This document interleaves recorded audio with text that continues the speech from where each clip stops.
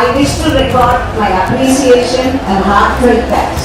நான் இன்று பெருமையுடன் இந்த மாமன்றத்தில் பதிவு செய்து மகிழ்ச்சியுடன் பின்வருவது இந்த பகுதிவாழ் மக்களுக்கு நான் 2022 தான் அளித்த வாக்குறுதிகளை 80% நிறைவேற்றிவிட்டேன் என்று பெருமையுடன் கூறுகிறேன். அந்த பெருமை உங்களுக்கு சாரும். இந்த தமிழ்நாட்டின் முதலமைச்சர் ஸ்டாலின் அவர்களுக்கும் மா சுப்பிரமணியம் அவர்களுக்கும் அமைச்சர் நேரு இந்த 3 பேருக்குமே I would like to record my appreciation. திருப்பி நான் சொல்றேன், நான் பிஜேபியை சேர்ந்தவள், அதற்காக எனக்கு செய்யக்கூடாது என்ற இந்த மனோநிலை இல்லாததற்கு நான் என்னுடைய நன்றியை திரும்பவும்